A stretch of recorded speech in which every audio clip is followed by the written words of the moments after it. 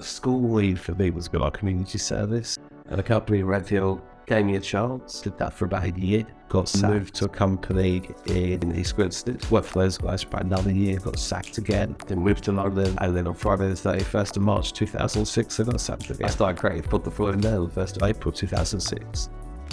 How did you find that whole experience, being involved in the car? I would say it's like being in Panto. People would pull up a seat on dinner table and leave. I really loved it. Endless amounts of drama. Everything we touch turns to gold. And then when it starts to wobble, people get upset. It got quite intrusive, and the abuse was getting worse and worse and worse. What do I not like about Crawley? Matt, welcome to the cabin. Great to have you here, and be great just to chat to you a bit about kind of you growing up in Crawley, a bit about your career, and kind of, I guess, what you've got coming up. Sure. And a bit of advice for people out there who might be looking to start their own business or do what you've done. So, CEO of the Creative Group, former Crawley Town Director, philanthropist. How did it all begin? What was your background, I guess, growing up in Crawley? Good question. When I went to school at Hazelwick, Yeah. Grew up in Crawley, lived in Powell Hill for all of my childhood. And school leave for me was good, like community service. Like I had to go, I knew I had to go, but I didn't particularly enjoy it. I always knew from a really young age I wanted to run my own company. I always wanted to be in creative services. I trained as a graphic designer. I was a pretty poor one. Very good at the idea piece, not very good at putting that creative onto paper. When I left school, I'm in literature. I think I was just turned 16 and finished my last GCSE on a Thursday, started a full-time job on a Monday. And I'd written to about 100 companies within sort of a 15-minute walk from the mainline train station and said, if you like me, I'll work the first month for free. Going right down. If I'm any good, I want £6,000 a year, £500 a month. And I thought at 16, that was a pretty good offering. And a company in Redfield gave me a chance. And I started working for those guys. Did that for about a year. Got sacked. Then moved to a company in East Grinstead. And I was running printers' films and printers' plates and like really learning about creative and design from the bottom upwards. Worked for those guys for about another year, got sacked again. Then I did exactly the same thing, moved to London, bred to companies in London. I wanted to work in London. I worked the first month for free. And if you like me, I want £18,000 a year. And I figured for £1,000 for every year I've been alive was a pretty good deal. And someone gave me a job. Was an atrocious designer, but good with people. And they moved me into more sort of a salesy type role. And I settled. I mean, within 18 months, I was sales director. We were turning over £3 million. I was just turned 19. And then on Friday the 31st of March 2006, I got sacked again. So I've never had a leaving do. That's probably my biggest regret. Never had a leaving do. I don't know what that feels like. And I started creating Put the Following Day on the 1st of April 2006. No way. Yeah. Straight away. Yeah. And the only reason I called it Creative Pod is because at the time, the two biggest selling MP3 players was the iPod and the Creative Zen. Yeah. I put the two together, Creative Pod. I think I had about £5,000 in the bank. I just bought my first flat in Sussex screen. Yeah. And I had no clients. Wow. 5 years experience at the stage. And off my job I went. I started Creative Pod by doing design work badly for people and then outsourcing the print and having the margin on the print. And my first ever client was a guy called Lee Greenwood. He was a boxing promoter, which should have rang alarm bells at the time. But naivety is a beautiful thing. And I still have the check he paid me with. Oh, really? Because it bounced. So my first ever foray into running a company was about £1,200 negative. That's how it started. Yeah. And I just grew it and grew it from there. And then after probably after the first year or so, I did probably another business up to a couple £100 turnover. Yeah. Which is sort of 1920s, is it? Chicago 21 by then. And 2008 came, credit crunch, recession. Again, being naive and you don't know what that means. That can be a really, really good thing. And I lost one of my biggest clients who are 80% of my turnover. So I went on holiday to Dubai and ended up winning £100 project on birthday. And then I'm staying in Dubai for probably the best part of another 2 years or so. Rebranded the Islamic Development Bank in Jeddah. And, worked on some incredible projects that were like way outside what I should have been doing. And then came back to the UK, won the Entrepreneur of the Year, a drunk on the ball ceremony, the journalist, Lorraine Nugent, West Sussex Times. She interviewed me and said, "Okay, what are you going to do next?" I said, "Why don't you quit your job and we'll start a company together?" We did. That's when Startup Talent started. Yeah. And that was meant to be a one-hit wonder, a one-trick pony. Back in 2010, 2011, young entrepreneurs weren't cool like they are now. You'd always be mocked for being young and in business. True. And it was a roaring success. It inspired 16 to 25-year-olds to start their first business. Gatwick supporting us, Talis, Criber Council, everybody jumped on board. We did it, we delivered it. And I guess the rest was history because it ran for the best part of 11 years. Now West Bank rolled it. We've had the best part of 500 or 600 kids come through and start businesses. We generated 3,500 jobs. And it was literally just like a drunken idea that I said I really only do once. And it just snowballed and grew and grew and grew. And that ended up opening lots of doors, as you can imagine. Yeah. Again, so to talk to people about that wasn't marketing essentially. And I would then win clients off the back of that activity. And then must have been 2011, I did my first acquisition. I bought a little digital print company that was about to go bust. And just ran poorly, really. And still now it's doing really well. We've got some great print contracts. And it's a nice addition to have in-house. And then I got involved with Crawley as a sponsor, Crawley Town. Yeah. I'd always been a fan from there, like 6 or 7 when they were a town league, going with my granddad, and, share Opal fruits to the goal league, So then 20 odd years later to be a sponsor, then I got offered a non-exec directorship. Didn't really know what that meant. It sounded really good. Yeah. And at a party, I ended up selling all the stadium naming rights to the owner of Checkatrade. Yeah. And didn't realise I wasn't allowed to because there was protective covenants over the name of the stadium. So I managed to convince the council's lawyers to let me change the name. Wow. That was the biggest deal in League One commercially that season. And then I got offered a full directorship off the back of it. And 2 shareholders are retiring, so I acquired they have 50% of the equity in the club. Yeah. I bought their equity. And then sold it in 2016. Is it 2016? Yeah. That's cool. Wow. There was a lot to unpack in that. I guess one of the questions I had around your entrepreneurial spirit, I suppose, where do you think that came from? Because you said you set the business up straight after those 3 jobs, I guess, you got sacked from. So it must have been in there, mustn't it, from like a young age. So can you put your finger on it? It was just one of those things, I guess. Oh, I think I was like, what's the freedom? And then little did I know that when you do start your own company, you don't have any freedom. You don't have a boss, or actually everybody becomes your boss. Yeah. I think that entrepreneurial spirit has always been sort of in my blood, I guess. I've come from a wealthy family. I came from very worked hard. So work ethic was what had been instilled in me for a very, very long time. And I quite liked the kudos that came with it. Essentially, I wasn't a particularly sporty person, so I wasn't going to get the kudos and ego from that side of things. I was good for people, good at business, good at coming up with ideas that people paid the money for. Yeah. I think always from a really young age, so kind of entrepreneurial spirit was always there. Yeah. I met you sort of about 20 years ago. I remember then thinking, he's going to go on and do something like that. I remember you had that sort of energy and spirit then. That drive. Yeah. And that's what you need is just a level of that drive. Mm-hmm. And if you do fail, it's okay. Fail miles to get back out. Try it again.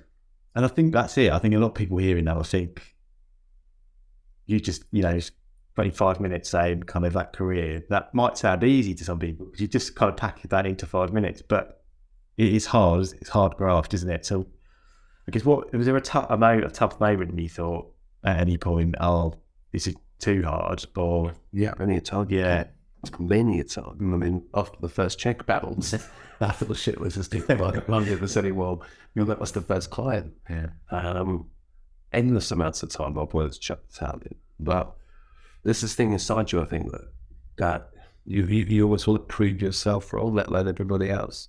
I remember my hair fell out once. really? In like, I don't know, 2012, something like that. And then I had a Dalmatian all reverse. And it just was like stress and crap and this thing all rubbish. And you become more resilient and enjoy the wins, you learn from the losses, and you soon start to realise actually what you don't need to win every game to win the league. And I run my business very much like a football club, like a football team. And everything I learned from business I couldn't apply to football, didn't work. But everything I learned from football, I can apply to business and it does work. Works really, really well. That's really interesting. So the way I look at it is that the majority of my payroll budget goes on spine of the squad. And we play in the league we play in because of the quality of our players. So if we want bigger and better clients, we need bigger and better people. Or they need to grow with the company. And that's me a while to learn that. Yeah, you learn from the things around you, don't you, I suppose, as you do. Yeah, I think because I started my company so young, but at the time, all of my friends are probably early to mid 40s. And I was sort of surrounded by successful people from the get-go. 20 years later, they're in their sort of late 50s, early 60s, selling their businesses, tens, hundreds of millions of pounds. Yeah, it's interesting. Yeah. I guess, obviously, starting your own business, you had to sacrifice quite a lot, I suppose. So did that come at the cost of other things? Yeah. Girlfriends, I mean, crikey. They're driven to headache for starters because they often wouldn't either understand or they would be jealous that the business put more attention than they got. Or you couldn't afford to do certain things, but they couldn't understand why, because you own a company, and obviously everybody that owns a company wants to be a multi-millionaire. And that's not the case. You're often the last person to be paid. And I think as like the social side of things, I think that's college, I think that's uni. So those kind of, that whole sort of 4 or 5 years of a younger person's life, I didn't have. I went straight to work. So on one side of the coin, the social sacrifice is probably the biggest thing. But none of that now. Do I regret? No. But I could have wanted something. I could have mad if we can't get that time back. Yeah. So, Well, live by the sword, die by the sword. you've gone to great things, Matt. So, it all pays off in the end, doesn't it? Well, now. Yeah, doesn't it? Yeah, I mean, I can remember, like, there was one year, I worked the whole year. I didn't take a penny out of the business. I had lost 18 grand. Wow. So imagine working the whole year. Yeah. And then lose 18 grand at the end of it. That was pretty low mode.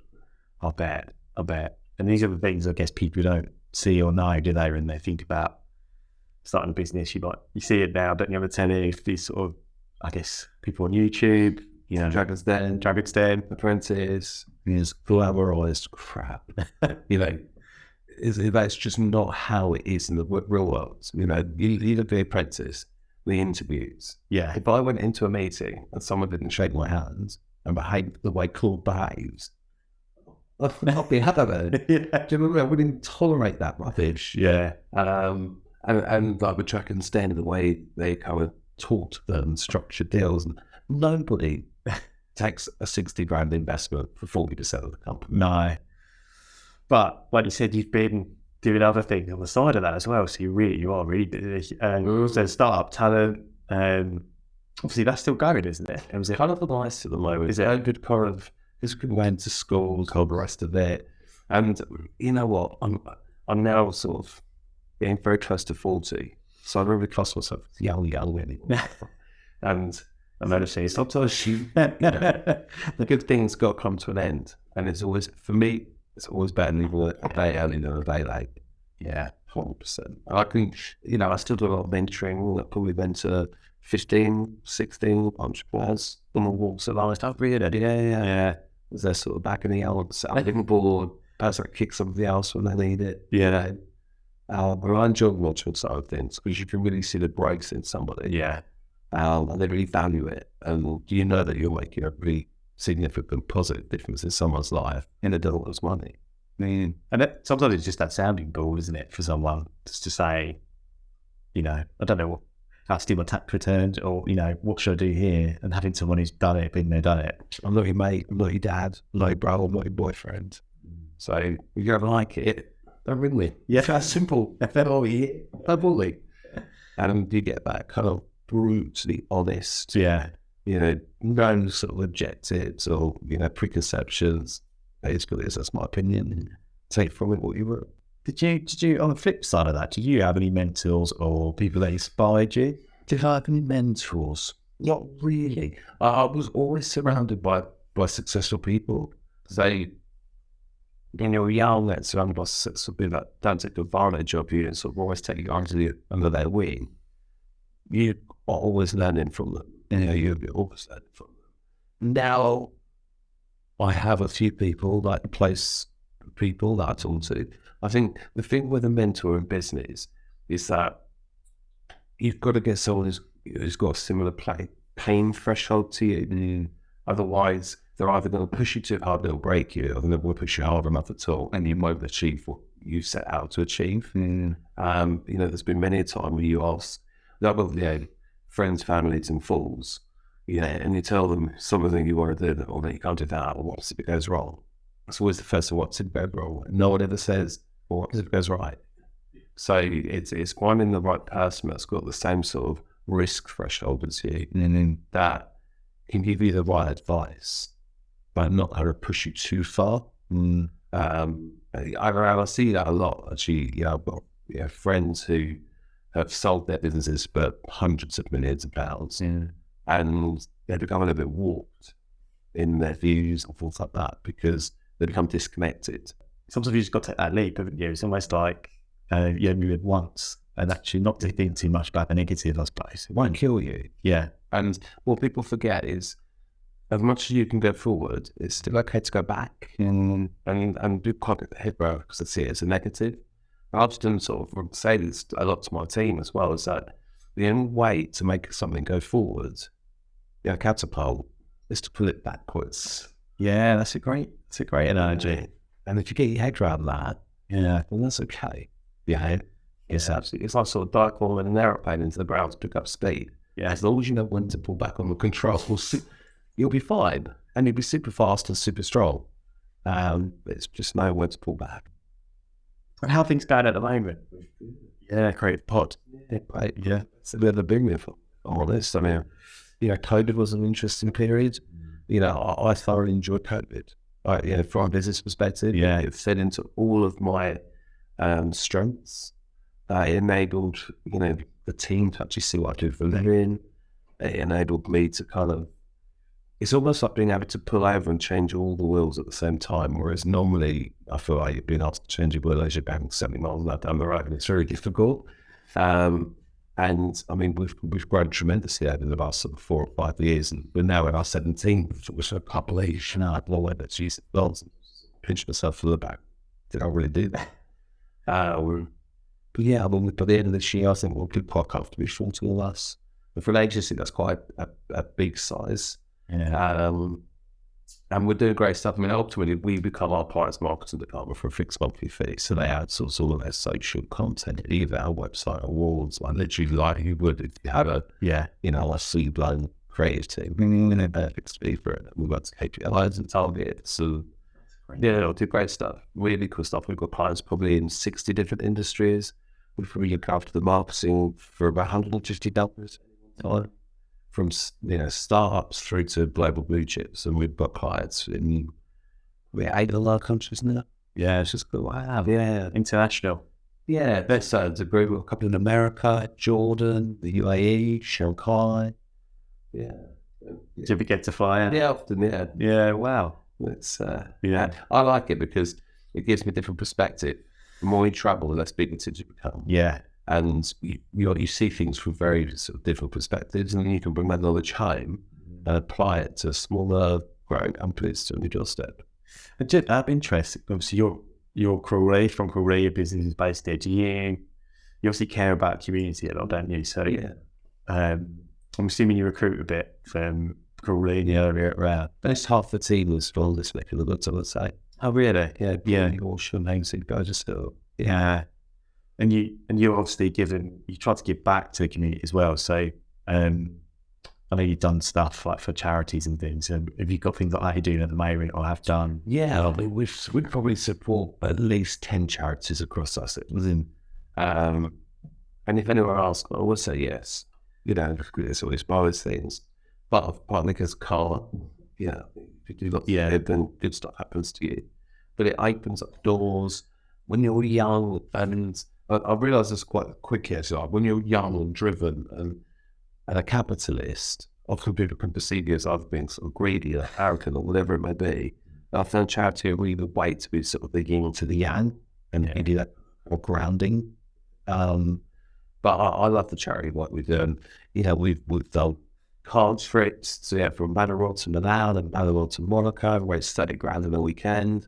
I jumped off Worthing Pier in the Birdwell, Chestnut, Absent Arundel Castle, danced to the Little Wall.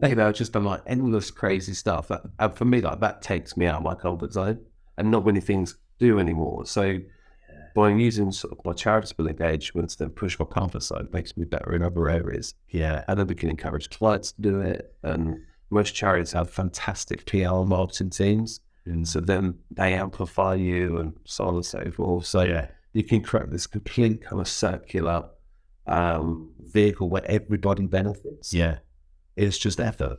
It's literally just effort. And if you're willing to put in the effort and do it sincerely, actually mean it, and not just do it because you want to have a good charitable one, then great things can happen. And you do it consistently, then you get known for it, and it gives you something else to talk about to people that just isn't your day job. Yeah, they like that.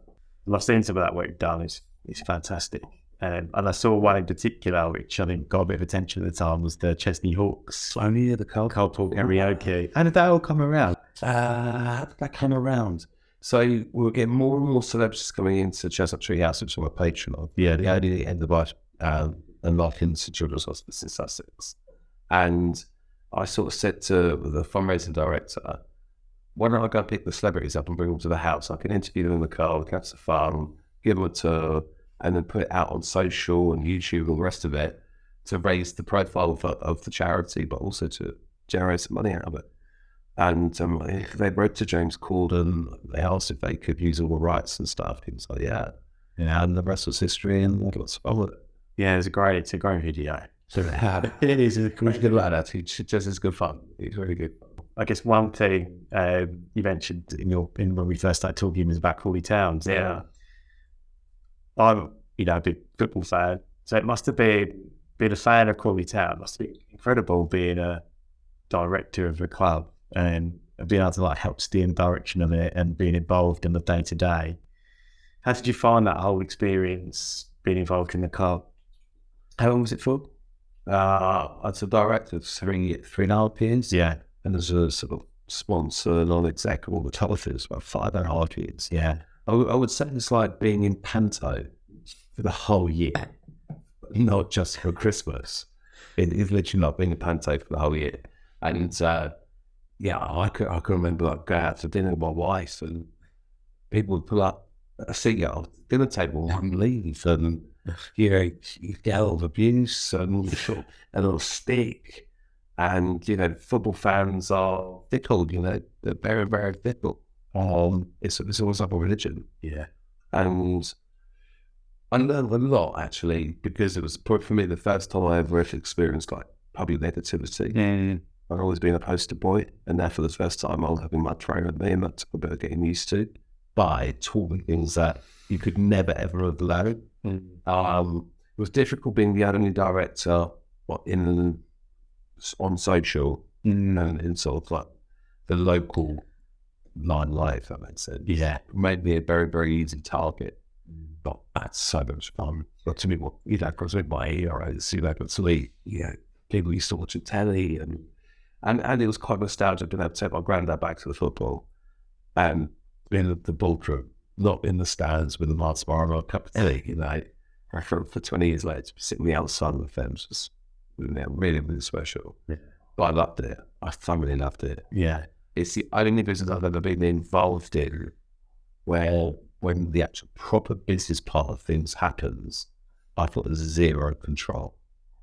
When it's that whistle's blown, The ball keeping kicked around. Yeah. nothing I can do. And I hate losing. I hate losing. So it was difficult, but it was fun.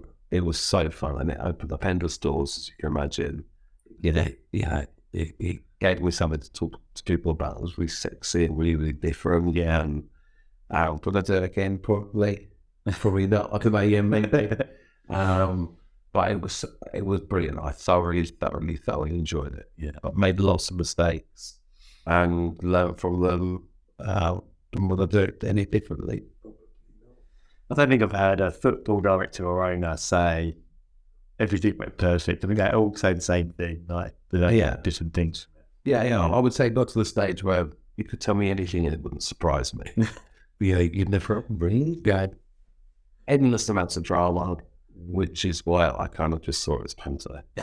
And I was just the big upping dame that everyone would shout at every Saturday afternoon, and that's absolutely fine. But it's probably did pretty well, didn't during that period. So you must be quite proud. Looking very proud. Yeah. But people would want more. That's the thing. They didn't win the Champions League final, did they? So there's still room for more. And you got to remember back then, everything we touched turned to gold. Cut punts, league runs, stuff in the community, everything was positive. And then when it starts to wobble, people get upset. And you compare that era to now, it's chalk and cheese. Yeah. I mean, I personally don't think Americans should be allowed to get involved in British sport. I feel they should be banned as a nation. Yeah, Americans should be banned as a nationality. With quite a few of them now. For me, sport is probably the only part of America that's communist. Really? Yeah. Yeah. Yeah, because of the model there. Yeah. But there's that relegation of everyone's a brown, we're all happy to go on and share it into them. It's just a very, very different makeup to football. Very, very different makeup. Yeah. They don't even call it the same thing. No. No. Yeah. So they try and then implement and instill their Americanisms.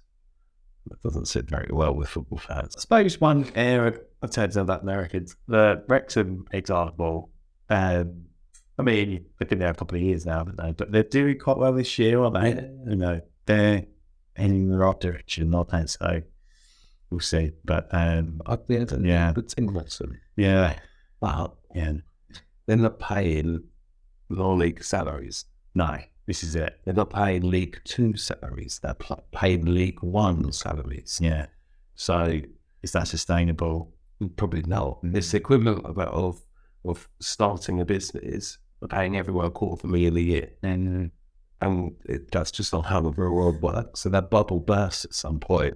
But when you've got owners that are worth a lot of money, it doesn't really matter.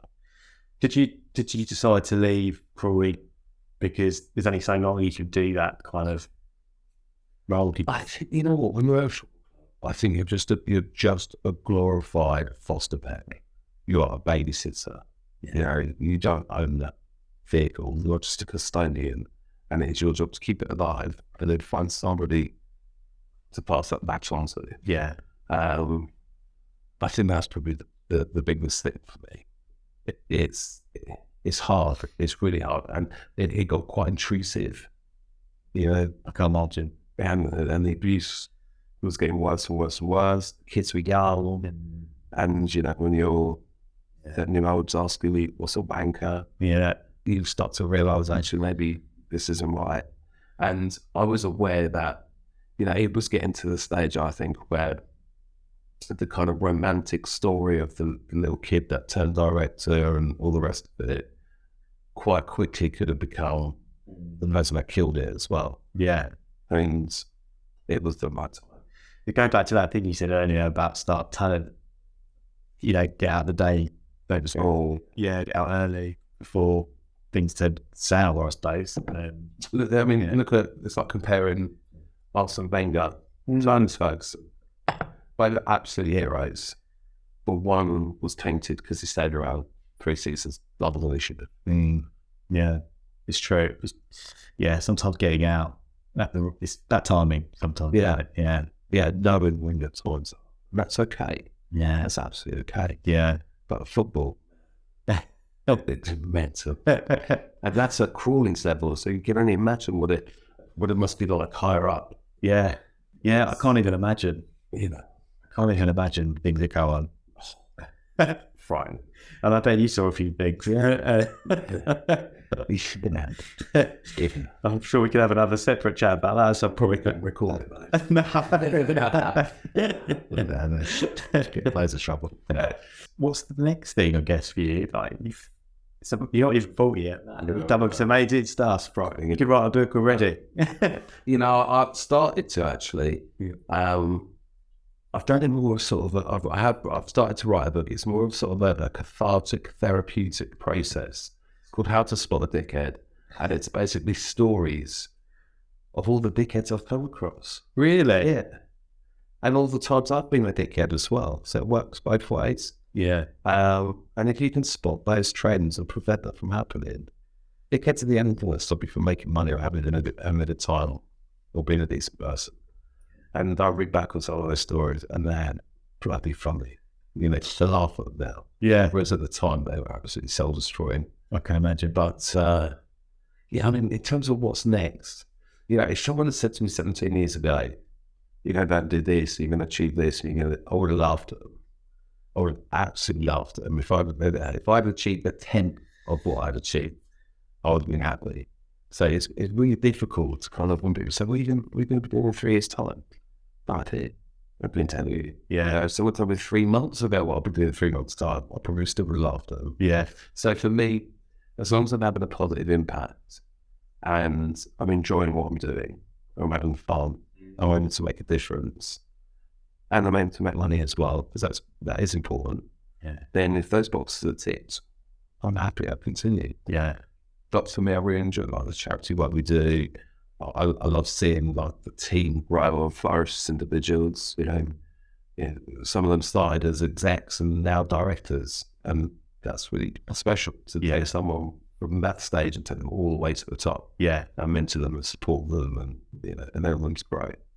So I like the people side of things. That's what kind of motivates me. Yeah.